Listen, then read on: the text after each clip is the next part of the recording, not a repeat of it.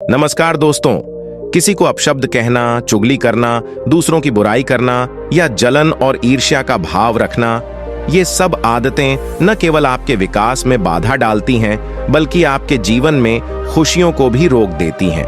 क्या कभी आपने सोचा है कि हमारे भाग्य में जो लिखा होता है उसे बदला जा सकता है? आज की इस प्रेरणादायक कहानी में हम जानेंगे कि जन्म से पहले जो हमारे जीवन में लिखा जा चुका होता है, क्या वह बदला जा सकता है? यदि आप यह सब जानने के इच्छुक हैं, तो इस अद्भुत कहानी को अंत तक जरूर सुनें।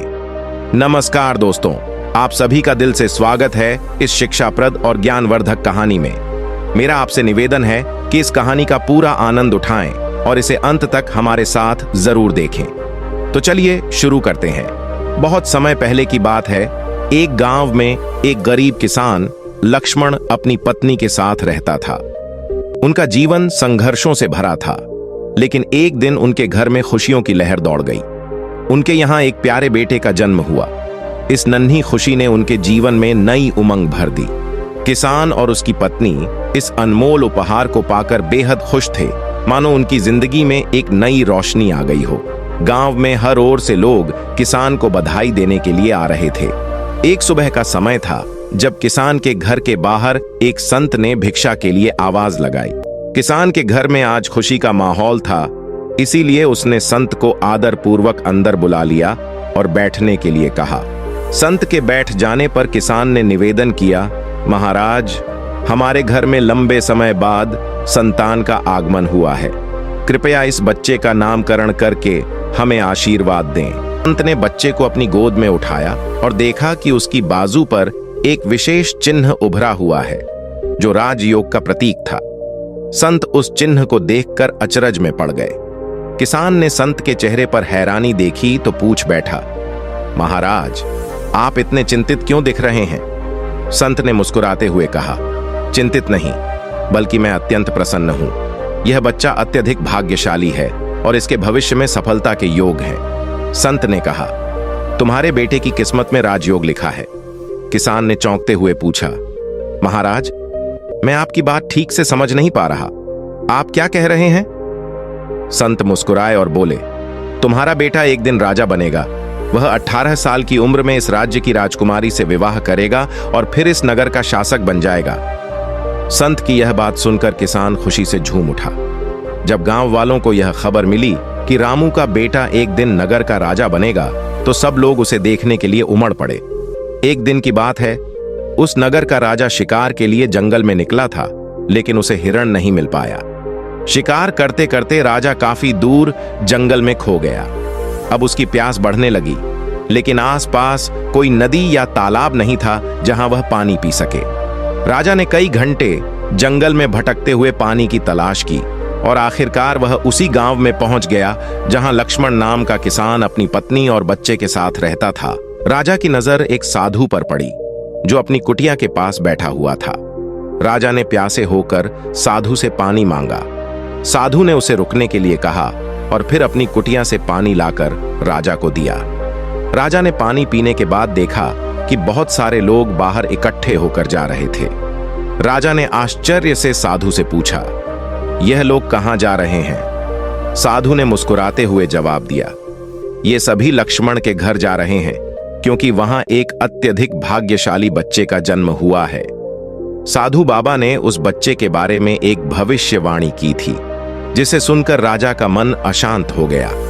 राजा ने जिज्ञासा से साधु से पूछा, ऐसी कौन सी भविष्यवाणी है जिसके कारण सभी लोग लक्ष्मण के घर जा रहे हैं? साधु ने कहा, साधु बाबा ने भविष्यवाणी की है कि जब लक्ष्मण का बेटा 18 साल का होगा, तो वह इस राज्य के राजा की पुत्री से विवाह करेगा और बाद में वह इस राज्य का शासक बनेगा। राजा यह सुनकर चौंक गए और बहुत क्रोधित हुए। उनका मन यह सोचने लगा कि एक साधारण किसान का बेटा कैसे उनकी पुत्री से विवाह कर सकता है और राज्य का शासक बन सकता है। राजा राजेश ने संत से कहा, संत जी, मैं इस राज्य का राजा हूं। आप क्या सोचते हैं? मैं एक साधारण किसान के बेटे के साथ अपनी बेटी की शादी कर दूंगा। संत ने शांत स्वर में उत्तर दिया, राजेश, जो इस बच्चे के भाग्य में लिखा है उसे कोई नहीं बदल सकता। राजेश ने अपनी ताकत पर घमंड करते हुए कहा, संत जी, आप भगवान का लिखा हुआ मिटाकर दिखाइए, मैं वह कर दिखाऊंगा। संत मुस्कुराए और बोले, राजेश, मैं भी वही हूं और आप भी वही हैं, तो अब हम देखते हैं कि यह सब कैसे घटित होता है। राजा ने संत को प्रणाम किया और अपने महल लौट गया, लेकिन रात भर उसकी नींद उड़ी रही। उसका मन इसी विचार में उलझा था कि किसी भी कीमत पर संत की भविष्यवाणी को सच नहीं होने देगा। अगले दिन राजा ने अपना वेश बदल लिया और लक्ष्मण के गांव की ओर निकल पड़ा। गांव पहुंचकर वह लोगों से पूछताछ करते करते लक्ष्मण के घर तक जा पहुंचा। राजा ने घर के बाहर से आवाज लगाई और लक्ष्मण उसकी आवाज सुनकर बाहर आ गया। आप कौन हैं और यहां किस लिए आए हैं? व्यापारी ने कहा, मैं पास के गांव का एक धनी व्यापारी हूं और कपड़ों का व्यापार करता हूं। मैंने सुना है कि तुम्हारे घर में एक बहुत ही भाग्यशाली बच्चे का जन्म हुआ है और उसकी किस्मत में बड़े योग हैं। लक्ष्मण ने कहा, हां, आपने सही सुना है। व्यापारी ने मुस्कुराते हुए कहा, अगर आप बुरा ना माने तो एक बात कहूं? लक्ष्मण ने सहमति में सिर हिलाया। व्यापारी ने प्रस्ताव रखते हुए कहा, क्या तुम अपना बच्चा मुझे दे सकते हो? इसके बदले में मैं तुम्हें बहुत सारा धन दूंगा। धनी व्यापारी ने लक्ष्मण से कहा, मैं न केवल तुम्हारे बच्चे को धन दूंगा बल्कि उसकी पूरी देखभाल भी करूंगा। लक्ष्मण की पत्नी ने तत्काल उत्तर दिया, नहीं व्यापारी जी, मैं अपना बच्चा आपको नहीं दे सकती। इस पर व्यापारी ने जवाब दिया, तुम्हारी स्थिति एक साधारण किसान की है, क्या तुम वाकई अपने बच्चे का भविष्य संवार सकते हो?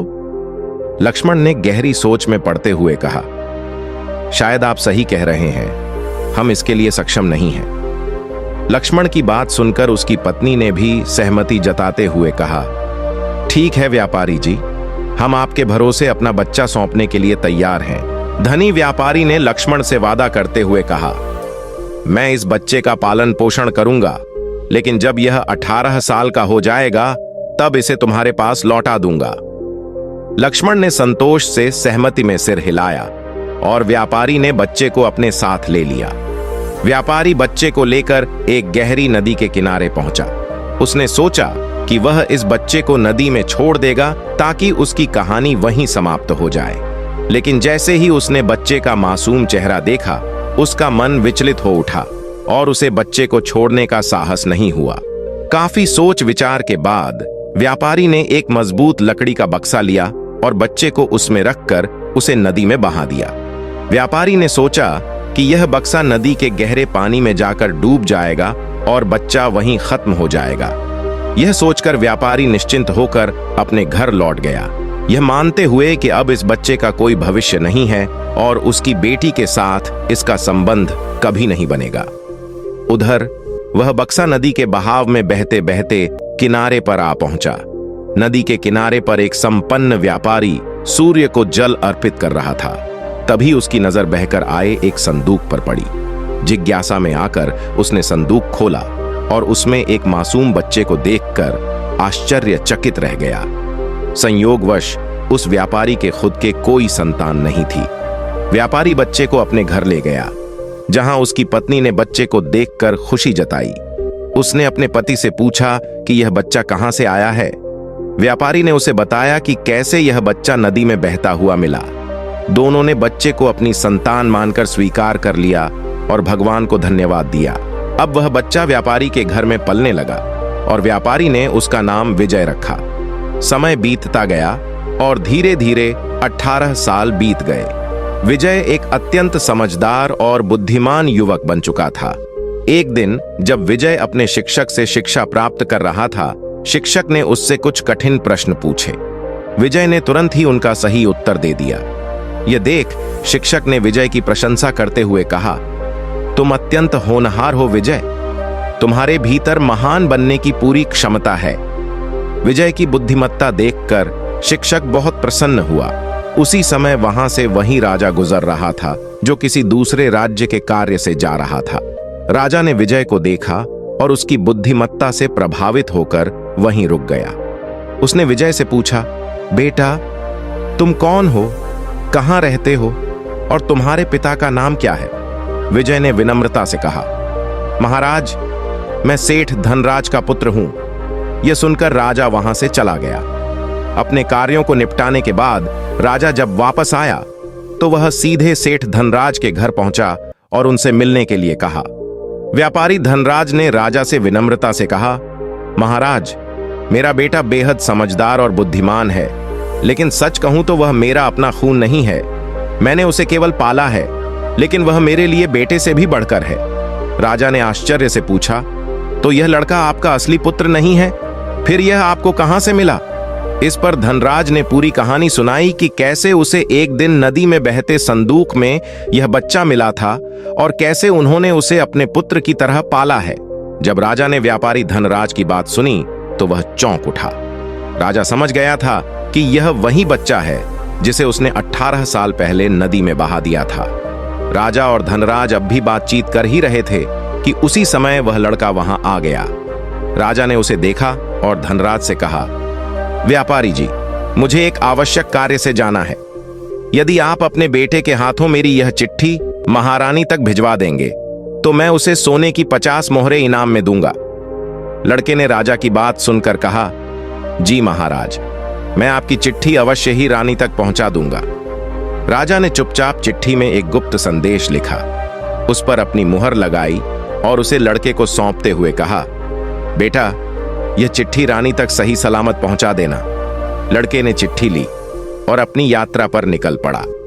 रास्ते में चलते चलते वह एक घने जंगल में पहुंच गया, जहां अंधेरा हो गया और वह दिशा भटक गया। रात होने पर उसने वहां रुकने और रात बिताने के लिए कोई सुरक्षित जगह तलाशने की कोशिश की।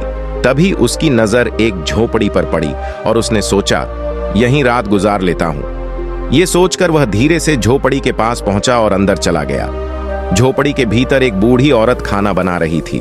उसने जैसे ही लड़के को देखा पूछा, बेटा, तुम कौन हो और बिना पूछे अंदर क्यों आए हो? लड़के ने नम्रता से अपना परिचय दिया और कहा, मैं रास्ता भटक गया हूं और रात गुजारने के लिए यहां ठहरना चाहता हूं। लड़के की बात सुनकर बूढ़ी औरत का दिल पिघल गया, लेकिन उसने सावधानी से कहा, बेटा, यहां रुकना सुरक्षित नहीं है। यह जगह डाकुओं का अड्डा है और वे किसी भी समय लौट सकते हैं। अगर उन्होंने तुम्हें यहां देखा तो मुसीबत हो जाएगी। लड़के ने जवाब दिया, माँ जी, इतनी अंधेरी रात में मैं कहीं और जा भी नहीं सकता। अगर बाहर गया तो जंगली जानवर मुझे खा सकते हैं। इससे बेहतर है कि मैं यहाँ एक कोने में चुपचाप लेट जाता हूँ और किसी को परेशानी नहीं दूंगा। यह कहकर वह लड़का एक कोने में जाकर लेट गया। कुछ समय बाद डाकू वहां लौट आए। उन्होंने जब बाहर एक अनजान घोड़ा बंधा देखा तो बूढ़ी महिला से इसके बारे में पूछताछ की। बूढ़ी महिला ने उन्हें बताया, इसका नाम अर्जुन है और यह बहुत नेक बच्चा है। यह राजा का संदेश लेकर महल जा रहा है। डाकुओं को यह सुनकर कुछ शक हुआ, क्योंकि वे राजा के इरादों के बारे में अच्छी तरह से जानते थे। संदेह होने पर उन्होंने अर्जुन की जेब से चिट्ठी निकाली और उसे पढ़ना शुरू किया। जैसे ही डाकुओं ने चिट्ठी पढ़ी, उन्हें सारा मामला समझ में आ गया। बूढ़ी महिला ने उनसे पूछा, बेटा, इस चिट्ठी में क्या लिखा है? तब एक डाकू ने बताया, इसमें लिखा है कि जैसे ही यह युवक हमारे पास पहुंचे, उसे मारकर कहीं दूर दफना देना और यह काम राजा के पहुंचने से पहले ही हो जाना चाहिए। बूढ़ी महिला यह सुनकर हैरान रह गई और बोली, यह राजा कितना निर्दयी है, जिसने खुद ही इस लड़के को संदेशवाहक बनाकर भेजा है और अब उसी को मरवाने का आदेश दे रहा है। बूढ़ी महिला ने सोचा, मुझे इस मासूम को बचाना चाहिए। उसने डाकुओं से बात की और फिर उन्होंने एक नई चिट्ठी लिखकर उसे पुरानी चिट्ठी से बदल दिया और चुपचाप विजय की जेब में रख दी। इसके बाद डाकू वहां से चले गए। सुबह होते ही विजय जागा और बूढ़ी महिला को धन्यवाद देकर अपनी यात्रा पर आगे बढ़ गया। कुछ समय बाद वह राजमहल पहुंचा और उसने चिट्ठी महारानी को सौंप दी। महारानी ने चिट्ठी पढ़ी तो उसमें लिखा था कि यह युवक अत्यंत बुद्धिमान और योग्य है और यह राजकुमारी के साथ विवाह करने के लायक है। इसलिए मेरे आने से पहले ही इसका विवाह राजकुमारी के साथ कर दिया जाए। महारानी यह पढ़कर हैरान रह गई और सोचने लगी कि आखिर महाराज किसी अज्ञात युवक के साथ राजकुमारी का विवाह कैसे तय कर सकते हैं। लेकिन जब उन्होंने देखा कि चिट्ठी पर राजा की मुहर लगी हुई है तो उन्हें विश्वास करना पड़ा कि यह युवक झूठ नहीं बोल रहा। महारानी ने राजा के आदेश का पालन करते हुए राजकुमारी का विवाह उस युवक से कर दिया। कुछ दिनों बाद जब राजा लौटा और उसे यह बात पता चली तो वह क्रोध से आग बबूला हो गया। उसने महारानी से कड़क आवाज में पूछा, तुमने ऐसा क्यों किया? महारानी ने शांत स्वर में उत्तर दिया, महाराज, जैसा आपने चिट्ठी में आदेश दिया था मैंने वैसा ही किया। राजा ने तुरंत महारानी से कहा, मुझे वह चिट्ठी दिखाओ। जब महारानी ने चिट्ठी राजा को दिखाई तो राजा ने उसमें लिखा हुआ कुछ और ही पाया। यह देखकर राजा का गुस्सा बढ़ गया और उसने अपने सैनिकों को आदेश दिया, जाओ उस युवक को पकड़कर मेरे सामने लाओ। सैनिक तुरंत गए और विजय को पकड़कर दरबार में ले आए। क्रोध से भरे राजा ने विजय से कहा, तुमने छल से मेरी पुत्री से विवाह कर लिया, परंतु मैं तुम्हें अपना दामाद स्वीकार नहीं करूंगा। विजय ने विनम्रता से उत्तर दिया, महाराज, मैंने कोई छल नहीं किया, मैं निर्दोष हूं और आपकी आज्ञा का पालन ही किया है। राजा ने विजय की बात सुनकर कहा, तुम मुझे मूर्ख बनाने की कोशिश कर रहे हो, लेकिन मैं तुम्हें अपना दामाद स्वीकार नहीं करूंगा। तभी एक सैनिक ने आकर राजा को सूचित किया, महाराज, बाहर एक संत आए हैं और वे आपसे तुरंत मिलना चाहते हैं। राजा ने संत को अंदर बुलाने का आदेश दिया। संत के प्रवेश करते ही राजा ने उठकर उन्हें प्रणाम किया और विनम्रता से उनके आगमन का उद्देश्य पूछा। संत ने कहा, राजन, ऐसा लगता है कि तुमने मुझे पहचाना नहीं। राजा ने विनम्रता से कहा, नहीं महाराज, मैंने आपको नहीं पहचाना। संत ने मुस्कुराते हुए कहा, राजन, मैं वही व्यक्ति हूं जिसके साथ तुमने 18 साल पहले भाग्य को चुनौती देने की बात की थी। संत की यह बात सुनते ही राजा चौंक गया और उसे सब कुछ याद आ गया। संत ने फिर मुस्कुराते हुए कहा, तो बताओ राजन, क्या तुमने भाग्य का लिखा मिटा दिया? राजा ने अपनी दृष्टि नीची करते हुए कहा, नहीं संत जी, मैं भाग्य के सामने हार गया हूं। संत ने राजा से कहा, राजन, भाग्य को कोई पराजित नहीं कर सकता। अब विजय को अपना दामाद स्वीकार कर लो और अपना राजपाट उसे सौंप दो। राजा ने विनम्रता से कहा, जैसा आप कह रहे हैं संत जी, मैं वैसा ही करूंगा। संत राजा को समझाकर वहां से चले गए। राजा ने विजय से माफी मांगी और पूरा राजपाट उसे सौंप दिया। तो दोस्तों, आपको यह कहानी कैसी लगी हमें कमेंट सेक्शन में जरूर बताएं। अगर यह कहानी अच्छी लगी हो तो हमारे चैनल को सब्सक्राइब जरूर करें। फिर मिलते हैं एक नई कहानी के साथ। तब तक अपना ध्यान रखें। धन्यवाद और नमो बुद्धाय।